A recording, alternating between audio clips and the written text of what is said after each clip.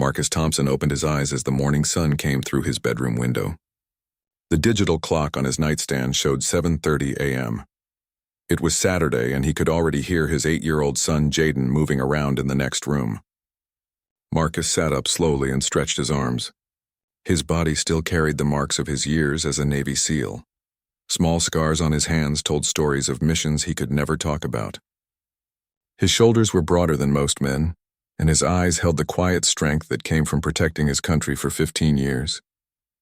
He walked to Jaden's room and found his son already dressed in his favorite basketball shorts and sneakers. The boy was bouncing a basketball against the wall, making a steady rhythm that filled the house with life. "Good morning, buddy," Marcus said with a smile. "Ready for some breakfast?" "Can we eat outside today, Dad?" Jaden asked, his eyes bright with excitement. "I want to practice shooting hoops while we eat." Marcus nodded.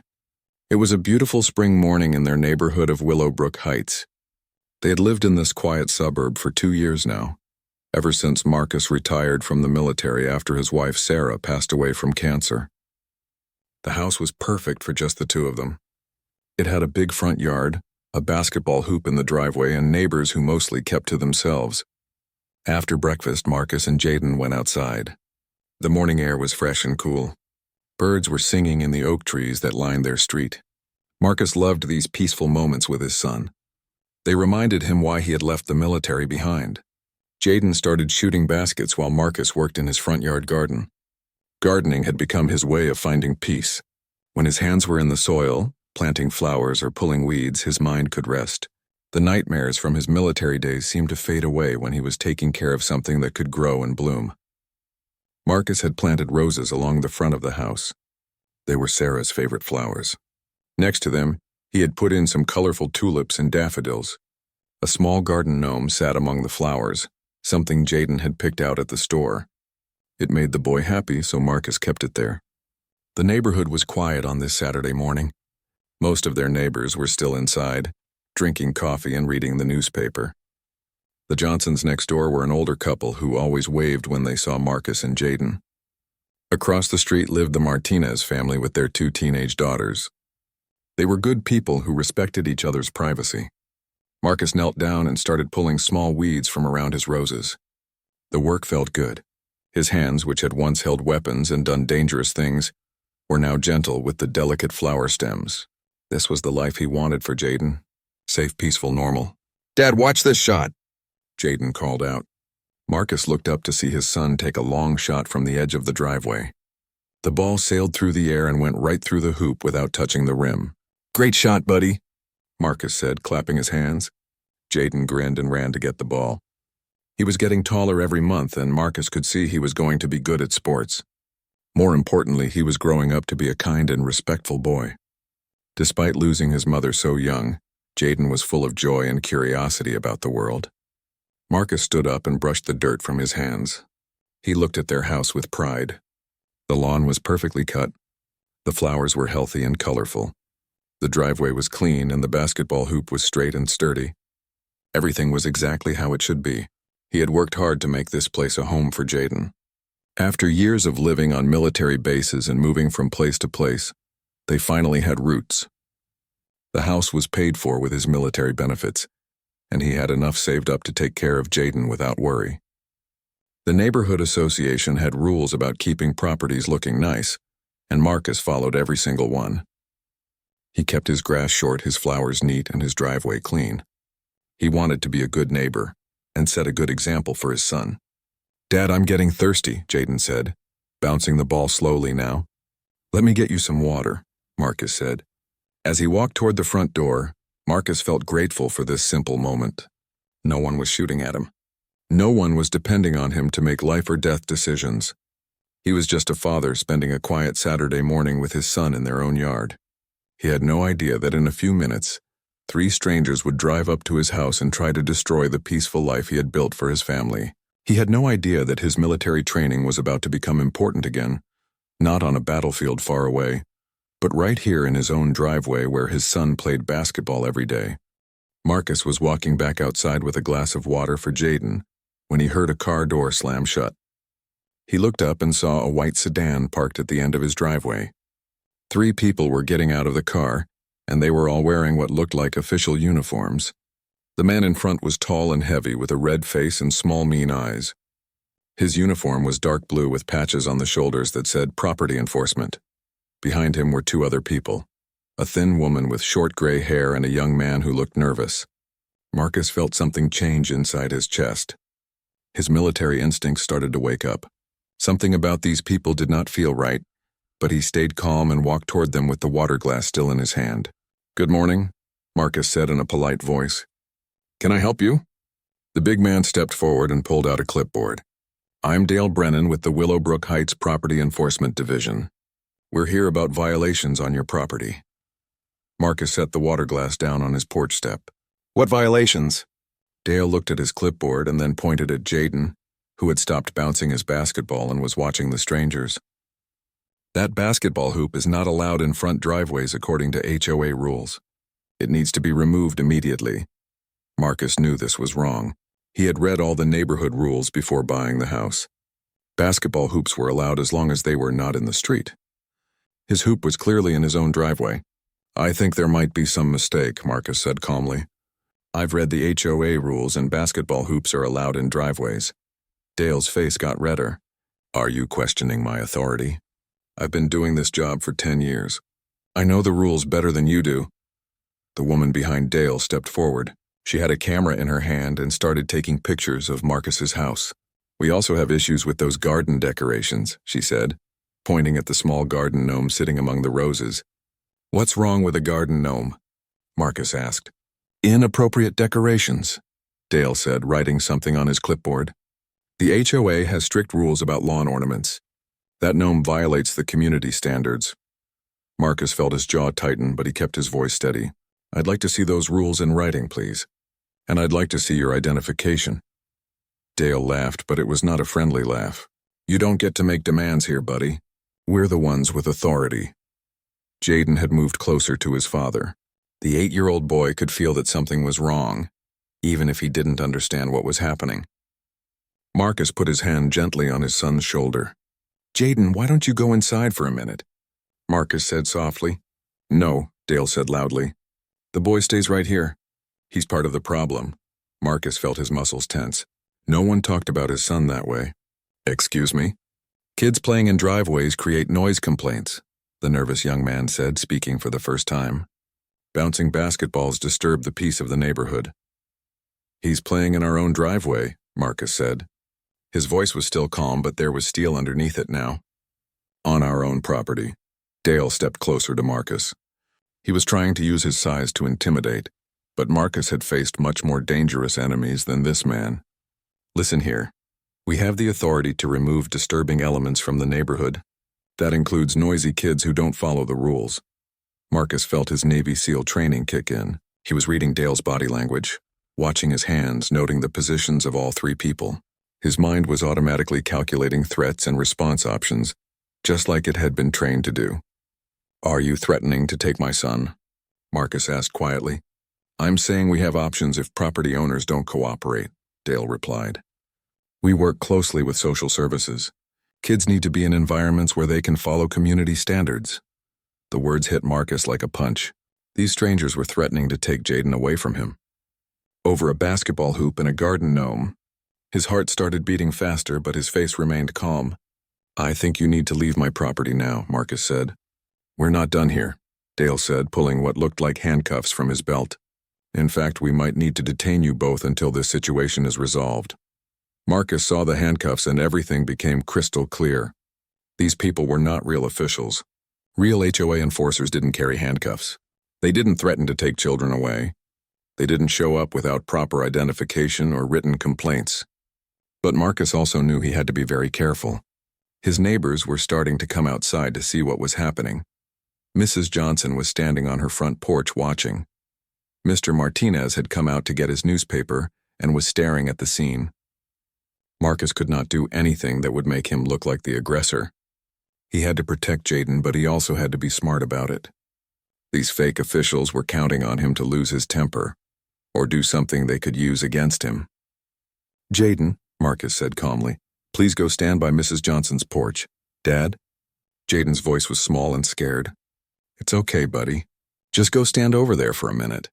Dale reached out toward Jaden. The kid stays here until we're finished. That's when Marcus moved. Not violently, not aggressively, but with the smooth precision of someone who had been trained to protect people.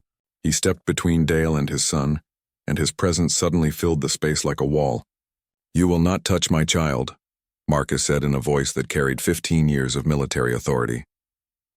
Dale's face turned an even deeper shade of red when Marcus stepped between him and Jaden.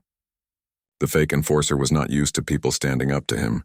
Most homeowners got scared when he showed up with his official-looking uniform and clipboard. "You're making a big mistake," Dale said, his voice getting louder. "Interfering with official business is a crime." Marcus stood perfectly still, but every muscle in his body was ready. He had positioned himself so that he could see all three fake officials while keeping Jaden behind him. His neighbors were definitely watching now. Mrs. Johnson had come down from her porch and was standing at the edge of her yard. "What official business?" Marcus asked. His voice was calm, but there was something in it that made the nervous young man take a step backward. "You haven't shown me any identification. You haven't shown me any written complaints. You haven't told me what agency you work for." The woman with the camera started taking more pictures, but now she was focusing on Marcus instead of the house. "Document everything," she said to Dale. "Hostile property owner refusing to cooperate with lawful orders." Dale nodded and wrote something on his clipboard. "That's exactly right. We have grounds for escalation now." Marcus watched as Dale reached into his pocket and pulled out his cell phone. "I'm calling my contacts at social services," Dale announced loudly, making sure the neighbors could hear. This man is creating an unsafe environment for his child. Jaden moved closer to his father. The 8-year-old boy was trying to be brave, but Marcus could see the fear in his eyes. This was supposed to be a fun Saturday morning playing basketball. Instead, strangers were threatening to take him away from his dad. "It's okay, buddy," Marcus said softly, reaching back to touch his son's shoulder. "These people can't hurt us." "Can't hurt you?" Dale laughed as he pretended to dial a number. "I've got friends in the system, buddy. One phone call and your kid disappears into foster care while we sort out your attitude problem." Marcus felt something cold and dangerous wake up inside his chest. He had killed enemy soldiers who threatened innocent people. He had protected villages from terrorists who wanted to hurt children. And now these fake officials were threatening his own son in his own driveway. But Marcus also knew this was exactly what they wanted. They wanted him to lose control. They wanted him to do something that would make him look like the bad guy in front of his neighbors. "Go ahead and make your call," Marcus said quietly. "I'd like to speak to your supervisor." Dale held the phone up to his ear, but Marcus noticed he wasn't actually pressing any numbers. "Yes, this is Dale Brennan with Property Enforcement. I need a social services team at 412 Oak Street immediately. Hostile property owner. Child in potential danger." The nervous young man was getting more anxious. He kept looking around at the neighbors who were gathering. "Maybe we should just write the citation and come back later," he whispered to Dale. "No," Dale said firmly, still holding the fake phone call. "This guy thinks he's tough. We need to show him who's in charge here." Marcus was studying all three of them carefully now. The woman kept taking pictures, but she was also watching the neighbors nervously. The young man was sweating even though it wasn't hot outside. And Dale was clearly the leader, but Marcus could see he was frustrated that his intimidation tactics weren't working. "How long have you worked for the HOA?" Marcus asked Dale. 10 years, Dale answered automatically, then seemed to realize he shouldn't be answering questions. "What's the name of the management company?" Dale hesitated. That's not your concern. What's your badge number?" "I don't have to answer your questions." Marcus nodded slowly. "Because you don't know the answers." Dale ended his fake phone call and put the phone back in his pocket. "Social services will be here in 20 minutes. Until then, you and your kid need to stay right where you are." "Are you detaining us?" Marcus asked. "If that's what it takes." Marcus almost smiled. Almost. These fake officials had just made a serious legal mistake.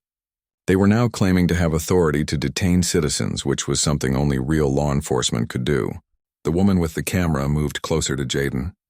"I need to document the child's condition," she said, raising her camera. "No," Marcus said firmly, moving to block her view of his son. "It's required for the social services report," she insisted. "You're not taking pictures of my son." Dale stepped forward again, and this time he had the handcuffs in his hand. Okay, that's it. You're under citizen's arrest for interfering with official duties and creating a public disturbance. Marcus saw several neighbors pulling out their phones. Some were calling someone, others were starting to record video. Mrs. Johnson was walking toward them, looking worried. Is everything all right, Marcus? Mrs. Johnson called out.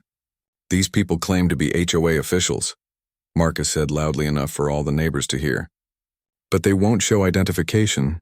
They won't provide written documentation of any violations. And now they're threatening to arrest me and take my son. Mr. Martinez had crossed the street and was standing with Mrs. Johnson. I've never seen these people before, he said, and I've lived here for 12 years. Dale was getting more aggressive now. He realized the neighbors were not on his side. This is official business. You people need to go back to your houses. Actually, Marcus said, I think these people need to leave, right now. We're not leaving until this situation is resolved, Dale said, taking another step toward Marcus. That's when Marcus decided it was time to stop playing defense and start taking control of the situation. Marcus reached into his back pocket and pulled out his cell phone. His movements were calm and deliberate, like everything he did. Dale tensed up, probably thinking Marcus was going to call the police, but Marcus had a different plan. I'm going to record this conversation now, Marcus announced loudly. For everyone's protection, he held up his phone and started recording video. The camera captured all three fake officials and the growing crowd of neighbors who had come outside to see what was happening. You can't record us without permission, the woman with the camera said quickly. Marcus almost smiled at that. Actually, we're on my property and you came here uninvited. I have every right to record what happens on my own land. Dale looked uncomfortable now. He put the handcuffs back on his belt and tried to look more official. Turn that camera off. This is government business. What government? Marcus asked, still recording. You still haven't told me what agency you work for. You haven't shown me any identification, and you haven't provided any written documentation of these supposed violations. The nervous young man whispered something to Dale, but Marcus caught it. Maybe we should go, man. This isn't working. Dale shook his head angrily. We're not backing down from this guy. Marcus zoomed in on Dale's uniform with his camera. Can you tell me why your badge says Property Enforcement instead of the name of the actual HOA management company? Dale looked down at his own badge and Marcus could see the confusion on his face. He clearly hadn't thought anyone would look that closely. And can you tell me, Marcus continued, why your uniform shirt still has the store tags on it? Mrs. Johnson gasped. She had moved closer and could now see that Dale's shirt indeed had small plastic tags hanging from the collar. That's not important, Dale stammered. Marcus kept his phone trained on the three fake officials. Can you tell me the name of the HOA president? Silence. Can you tell me when the last HOA meeting was held? More silence.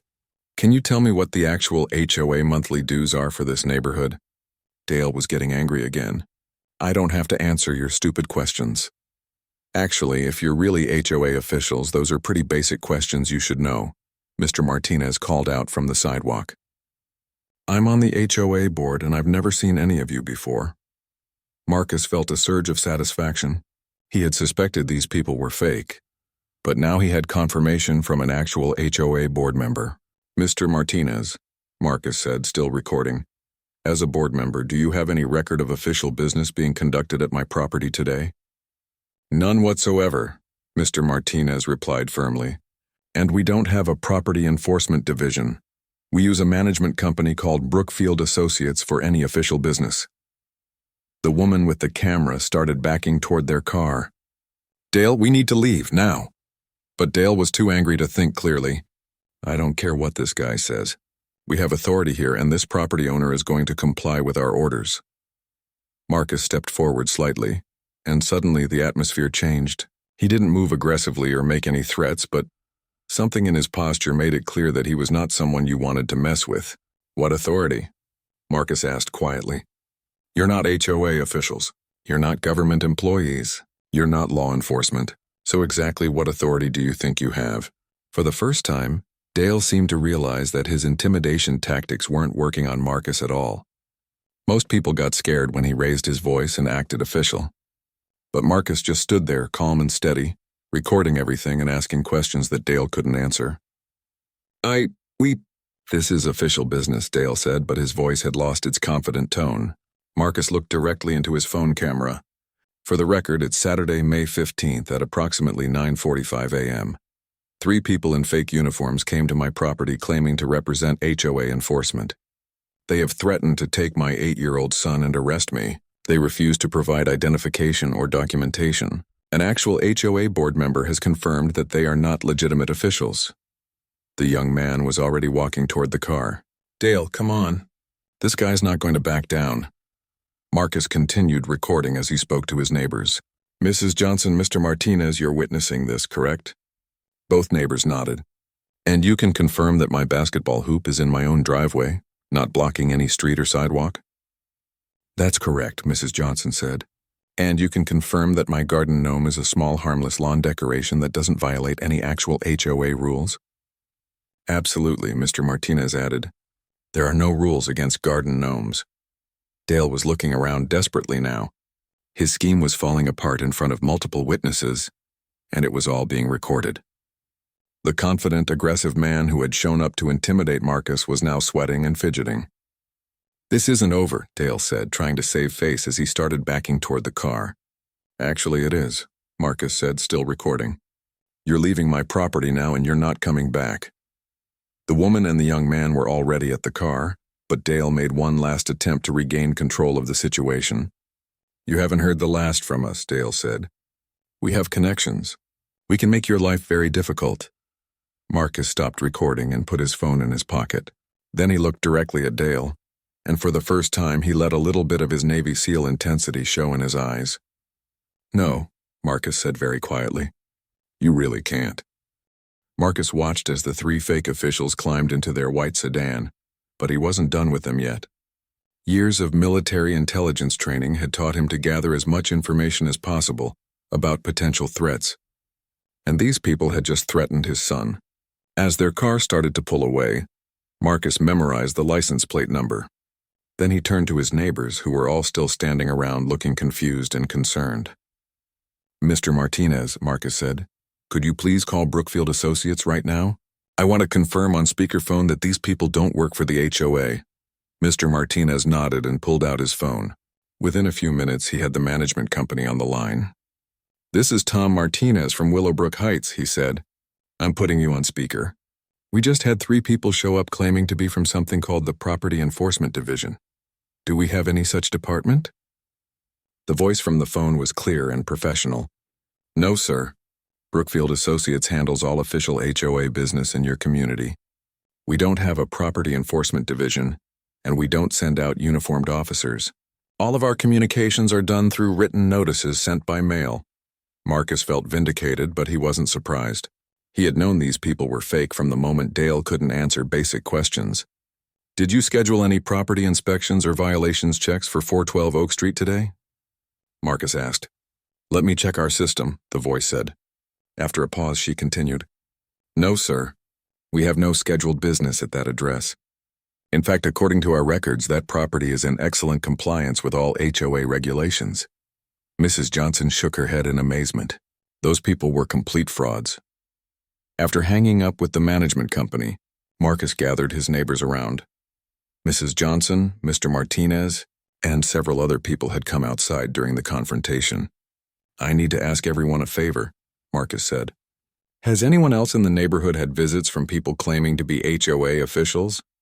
Mrs. Peterson from 3 houses down raised her hand. About 2 weeks ago, a man in a uniform came to my door.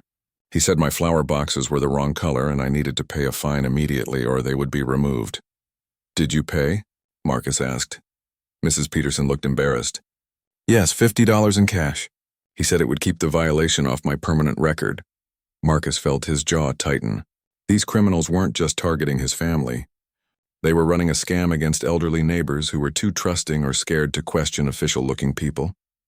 Anyone else? Marcus asked. 2 more neighbors came forward with similar stories. The fake officials had demanded immediate cash payments for made-up violations. They preyed on people's fear of getting in trouble with the HOA. Marcus pulled out his phone again and called the non-emergency police line. When the dispatcher answered, He explained the situation calmly and clearly. "This is Marcus Thompson at 412 Oak Street in Willowbrook Heights. I need to report attempted fraud and impersonation of officials. 3 people in fake uniforms just threatened to take my child and arrest me while claiming to be HOA enforcers. They've also been scamming my neighbors for cash payments." The dispatcher took down all the information, including the license plate number Marcus had memorized. She said an officer would be out within the hour to take a full report. While they waited for the police, Marcus started thinking like the intelligence analyst he used to be. These criminals had targeted his neighborhood specifically, which meant they had done research. They knew it was an area with older residents and well-maintained properties. They had probably driven through looking for the most vulnerable targets, but they had made a mistake when they chose Marcus's house. Maybe they thought a single father would be easy to intimidate. Maybe they didn't realize he had military training. Either way, they had picked the wrong target. Marcus borrowed Mr. Martinez's laptop and started doing some quick internet research. Within 20 minutes, he had found some very interesting information about Dale Brennan. "Look at this," Marcus said, showing his neighbors the laptop screen. Dale Brennan was arrested in Florida 2 years ago for impersonating a building inspector and extorting money from homeowners. Mrs. Johnson gasped. "The same man?" Marcus showed them a mugshot photo from the Florida arrest. It was definitely the same Dale who had just been in his driveway threatening to take Jaden. "He served 6 months in jail and was released on probation," Marcus continued reading. The article says he worked with accomplices to target middle-class neighborhoods with fake violations and immediate cash demands. Mr. Martinez shook his head in disgust. "So he just moved to a different state and started the same scam here?" Marcus kept researching while they waited for the police. He found 2 more news articles about similar scams in other states. The pattern was always the same: fake uniforms, official-sounding titles, threats against children or property, and demands for immediate cash payments. When Officer Rodriguez arrived, Marcus had a complete file ready for her. He had printed out the news articles, written down all the witness statements from his neighbors, and uploaded the video he had recorded to his cloud storage so it couldn't be lost. "You've done excellent investigative work, Mr. Thompson," Officer Rodriguez said as she reviewed everything. "This is going to make building a case much easier." "There's more," Marcus said. "I think these criminals are part of a larger operation. The Florida arrest shows this isn't their first time running this scam." Officer Rodriguez nodded. "We'll need to coordinate with other jurisdictions. This could be a federal case if they're crossing state lines." As the police officer finished taking statements from all the neighbors, Marcus felt a sense of satisfaction. The fake officials had thought they could intimidate him and threaten his son. Instead, they had walked into a trap. Marcus had turned their attempted scam into a federal investigation, and he was just getting started. "Officer Rodriguez," Marcus said as she prepared to leave, "I want to make sure these people don't come back and target other families. What else can we do?" The officer smiled. "Keep doing exactly what you're doing, sir. Citizens like you make our job a lot easier." After Officer Rodriguez left, Marcus wasn't ready to let the matter rest. He had learned something important during his years as a Navy SEAL. When someone threatens your family, you don't just defend yourself. You make sure they can never threaten anyone else's family again. Marcus went inside and made some phone calls. His first call was to his old Navy buddy Jake Morrison, who now worked for the FBI's Financial Crimes Division in Atlanta. "Jake, it's Marcus. I need some help with a fraud investigation." "Hey man, good to hear from you," Jake replied. "What's going on?" Marcus explained the morning's events and sent Jake the photos and videos from his phone. He also forwarded the news articles he had found about Dale Brennan's previous arrests. "This looks like a multi-state operation," Jake said after reviewing everything. "We've been tracking similar scams in Georgia, Alabama, and South Carolina. Your guys might be part of a bigger network." "What do you need from me?" Marcus asked. "Keep documenting everything. If they come back or contact you in any way, record it all, and see if you can find out where they're staying locally." Marcus's second call was to another old military friend, Maria Santos, who now worked as a private investigator. Maria specialized in tracking down people who didn't want to be found. "Marcus, how's civilian life treating you?" Maria asked. After explaining the situation, Maria got excited. "This is exactly the kind of case I love. Give me that license plate number and I'll find out everything about these clowns." Within 2 hours, Maria called back with information that made Marcus smile grimly. Your boy Dale is staying at the Budget Inn on Highway 9, Maria said. The car is rented under a fake name, but I traced it through the credit card. He's got 2 rooms, which means all 3 of them are probably there. What else did you find? Marcus asked. Dale Brennan has been arrested in 4 different states over the past 5 years. Always the same scam, always targeting suburban neighborhoods. His real name is actually Dale Brennan Cooper, and he has outstanding warrants in 2 states. Marcus felt the familiar satisfaction of a successful mission coming together. Outstanding warrants for what? Fraud, impersonation of an officer, and extortion. The guy's a career criminal who preys on families just trying to live their lives peacefully. Marcus thanked Maria and made his 3rd call. This one was to Officer Rodriguez. Officer Rodriguez, this is Marcus Thompson. I have some additional information about those fake HOA officials. I'm listening. Mr. Thompson. Marcus shared everything he had learned from Jake and Maria. Officer Rodriguez was impressed and concerned. Mr. Thompson, this is much bigger than we thought. I'm going to need to bring in detectives and possibly federal agents. Can you meet us at the station this afternoon? Absolutely. But first I want to make sure they don't disappear. They're staying at the Budget Inn on Highway 9. We'll have units watching the location within 30 minutes, Officer Rodriguez assured him. Marcus spent the rest of the morning organizing all of his evidence into a clear timeline. He printed out photos, organized witness statements, and created a detailed report of everything that had happened. His military training and intelligence analysis made him naturally good at this kind of work. At 2 p.m., Marcus met with Detective Sarah Martinez and FBI agent Jake Morrison at the police station. Jake had driven up from Atlanta as soon as he learned about the case. Marcus, you've basically solved this case for us, Detective Martinez said as she reviewed his files. This is the most organized victim report I've ever seen. These people threatened my son, Marcus said simply. That makes it personal. Agent Morrison nodded. We've been trying to catch this group for months. They hit a neighborhood, collect cash from scared homeowners, then disappear before anyone figures out they're fake. But they made a mistake when they chose your house. What's the plan? Marcus asked. Detective Martinez spread out a map on the table. We have surveillance on their hotel. We've confirmed all 3 suspects are still there. We're going to arrest them this evening when they come back from whatever scam they're running today. But first, Agent Morrison added, we need to make sure we have enough evidence for federal charges. The fact that they're crossing state lines makes this a federal case, which means longer prison sentences. Marcus smiled. What do you need me to do? Actually, we need you to go home and act normal, Detective Martinez said. If they see police cars at your house, they might run. We want them to think they got away with intimidating you. Marcus understood the strategy, but he didn't like the idea of doing nothing while criminals were free to target other families. There is one more thing you could help us with, Agent Morrison said. We'd like to set up a sting operation. If these guys are as arrogant as they seem, they might try to come back to your house to collect money or cause more trouble. You want to use me as bait? Marcus asked. Only if you're comfortable with it. We would have agents watching your house the whole time. Marcus thought about Jaden, who was currently safe at a neighbor's house. He thought about Mrs. Peterson, who had been scared into paying $50 for a fake violation. He thought about all the other families these criminals had victimized. Let's do it, Marcus said. But I want to make sure my son is somewhere safe. Absolutely. We'll coordinate with your neighbors to make sure Jaden is protected.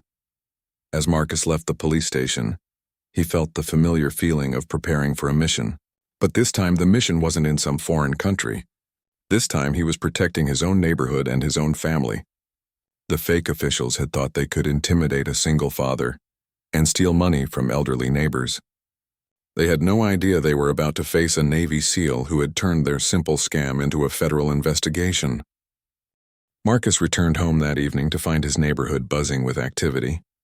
Word had spread about the fake officials, and neighbors were gathering in small groups on the sidewalk, sharing their own experiences and concerns. Jaden was safely at Mrs. Johnson's house, playing board games with her grandchildren who were visiting. Marcus was grateful that his son didn't have to be part of what was about to happen. Agent Morrison and Detective Martinez had positioned unmarked cars at both ends of the street. Other officers were hidden in neighbors' houses with clear views of Marcus's property.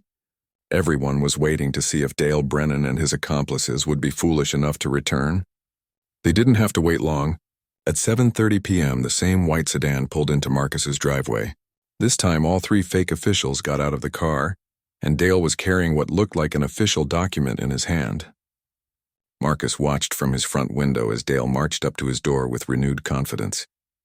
The man clearly thought he had won the morning's confrontation and was coming back to collect money or cause more trouble. Dale knocked loudly on the door. "HOA enforcement, open up." Marcus opened the door calmly. "Back so soon?" "We've got official paperwork now," Dale said, waving the document. "Immediate violations that require cash payment or your property will be seized." "Really?" Marcus said. "What violations?" "Failure to comply with lawful orders, disturbing the peace, and threatening official personnel." Dale read from his fake document. "Total fine is $500 payable immediately." Marcus almost laughed. These criminals were so confident in their scam that they had come back to the same house where they had been exposed just hours earlier. "That's a lot of money," Marcus said, pretending to be concerned. "What happens if I can't pay?"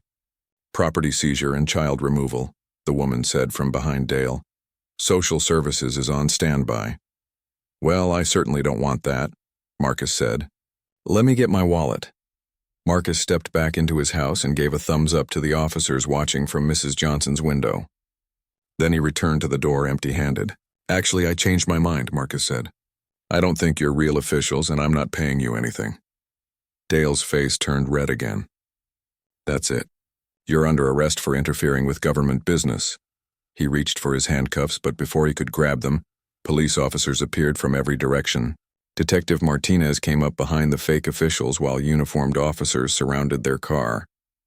"Nobody move, police!" Detective Martinez shouted. Dale dropped his fake paperwork and tried to run, but Agent Morrison was already behind him. The woman and the nervous young man immediately put their hands up, realizing they were completely surrounded. "Dale Brennan Cooper, you're under arrest for fraud, impersonation of an officer, and extortion," Detective Martinez said as she put real handcuffs on Dale's wrists. "This is harassment," Dale yelled. "We're legitimate officials."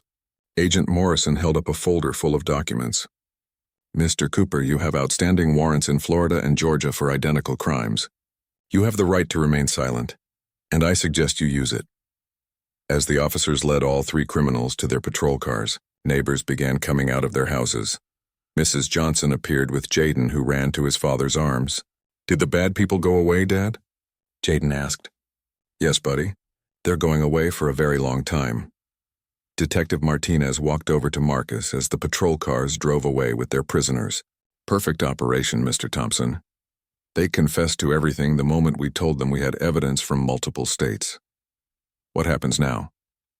Marcus asked. "They'll face federal charges for crossing state lines to commit fraud. The evidence you gathered, combined with what we already had from other states, should put them in prison for several years." Agent Morrison joined them, holding Dale's fake paperwork. "This is actually pretty sophisticated," he said. They had fake letterhead, official-looking seals, and detailed violation codes. They put a lot of work into this scam. "How many families did they target?" Marcus asked. "In this neighborhood alone, at least 12 families paid them money over the past month," Detective Martinez said. "But with your help, we're going to get every penny back to the victims." Mrs. Johnson came over with a plate of cookies. "Marcus, I can't thank you enough. That awful man came to my door last week and I was so scared. I almost gave him money just to make him go away." Other neighbors gathered around, sharing their own stories. Some had been approached by the fake officials. Others had seen them casing the neighborhood but didn't realize what they were doing. Mr. Martinez shook Marcus's hand. "You saved this whole neighborhood from these criminals. We all owe you a debt of gratitude." "I just protected my son," Marcus said. "Any parent would have done the same thing." "No," Agent Morrison said. "Most people would have been intimidated or confused. Your military training and your calm response under pressure turned a simple scam into a major federal case. Because of you, these criminals won't be able to hurt anyone else's family." As the evening wound down and the neighbors returned to their homes, Marcus sat on his front porch with Jaden. The basketball hoop was still in the driveway where it belonged. The garden gnome still sat among Sarah's roses, making Jaden smile every time he looked at it. "Dad," Jaden said as they watched the stars come out, "are you a hero?" Marcus thought about the question. He had been called a hero during his military service, but that had always felt like something that happened far away from normal life. This was different. This was about protecting his own family and his own community. "I'm just your dad," Marcus said, "and that's the most important job I'll ever have." The next morning, Marcus woke up to find news vans parked on his street. The story of the fake HOA officials had made local television, and reporters wanted to interview the veteran who had brought down a multi-state fraud ring. 3 months after the arrest of Dale Brennan and his accomplices, Marcus's life had changed in ways he never expected. The quiet, single father who just wanted to raise his son in peace had become a local celebrity and community leader. The news coverage had been overwhelming at first. Reporters wanted to interview Marcus about everything from his military service to his parenting philosophy. But Marcus had kept his focus on the important message. Communities need to look out for each other and question anyone who tries to use fear and intimidation to take advantage of families. The court case had moved quickly. Dale Brennan Cooper was sentenced to 8 years in federal prison for multiple counts of fraud and impersonation of an officer across 4 states. His 2 accomplices received shorter sentences in exchange for their cooperation in providing information about other similar scams operating around the country. More importantly, every victim had gotten their money back. Mrs. Peterson received her $50 plus additional compensation from a victim's fund. Other neighbors who had been targeted also received reimbursement and apologies from the court system. But the lasting changes in Marcus's life weren't about money or media attention. They were about community. The morning after the arrests, Mrs. Johnson had knocked on Marcus's door with a casserole and a proposal. "We should start a neighborhood watch program," she said, "so this never happens to anyone else." Within a week, Marcus found himself leading monthly meetings in the community center. What started as a simple crime prevention program had grown into something much bigger. Neighbors who had barely spoken to each other before were now close friends who looked out for each other's families. Mr. Martinez had become Marcus's co-leader in organizing community events. They had started a monthly barbecue where families could get to know each other better.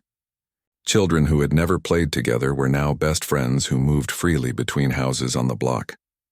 The teenage Martinez girls had become regular babysitters for Jaden, giving Marcus occasional evenings to socialize with other adults in the neighborhood. For the first time since Sarah's death, Marcus felt like he was part of a real community rather than just living next to strangers. Marcus had also started teaching self-defense and safety awareness classes at the local community college. He used his military experience to help people recognize scams, respond to threats, and protect their families without resorting to violence. The classes were popular with both men and women, but Marcus was especially proud of the senior citizens who attended. People like Mrs. Peterson learned to ask tough questions when strangers showed up claiming to have official business. They learned to trust their instincts and seek help from neighbors when something didn't feel right. "You've given me confidence I didn't know I had," Mrs. Peterson told Marcus after completing his 8-week course. "I'm not afraid to answer my door anymore because I know how to protect myself." Jaden had also grown from the experience. The 8-year-old boy had learned that his father was not just strong and brave, but also smart and caring. He watched Marcus help neighbors and teach safety classes, and he began to understand what it meant to be a protector, rather than just a fighter. "When I grow up, I want to help people like you do, Dad," Jaden said one evening as they worked together in the garden. "You already help people, buddy," Marcus replied. "Every time you're kind to your friends, every time you include someone who feels left out, every time you tell the truth even when it's hard. That's how you help people." The basketball hoop still stood in their driveway, and Jaden still played there every day after school. But now he was usually joined by other children from the neighborhood. The sound of bouncing basketballs and laughing children had become the soundtrack of their street. The garden gnome still sat among Sarah's roses, but it was no longer alone. Other neighbors had added their own lawn decorations, creating a cheerful and welcoming atmosphere that said, "Families live here, and families are welcome here." Marcus had also started dating again. Detective Sarah Martinez, who had worked on the case against the fake officials, had become a regular visitor to the neighborhood barbecues. She and Marcus had discovered they shared similar values about protecting families and serving their community. Sarah would have liked her, Marcus said to Jaden one evening, referring to his late wife as they watched Detective Martinez help with the community garden project. "I think so too, Dad," Jaden said. "She makes you smile the way Mom used to." 1 year after the confrontation with the fake HOA officials, Marcus received a letter from the FBI commending his work in helping to break up what had turned out to be a nationwide fraud ring. The investigation he had started with his phone recording had led to arrests in 12 states and recovered over $2 million for victims. But the letter that meant the most to Marcus came from a family in Alabama. A single mother wrote to thank him for his role in arresting the criminals who had targeted her neighborhood. She explained that his story had inspired her to stand up to similar scammers, protecting not just her own family, but several neighbors who had been too frightened to resist. "You showed us that regular people can fight back against bullies and win," she wrote. "My children are safer because of what you did." As Marcus sat on his front porch that evening, watching Jaden play basketball with friends while neighbors tended their gardens and children rode bicycles in the street, he felt something he hadn't experienced since Sarah's death: complete peace. The fake officials had thought they could intimidate him because he was a single father living quietly in a suburban neighborhood. They had no idea that beneath his calm exterior was a warrior who would do anything to protect his family and community. But more than that, they had no idea that their attempted scam would bring together a neighborhood of strangers and turn them into an extended family that looked out for each other. Marcus had learned something important during his military service. The strongest defense isn't built by one person standing alone. It's built by communities of people who care about each other and are willing to stand together when threats arise. That's exactly what Willowbrook Heights had become, and Marcus couldn't imagine a better place to raise his son.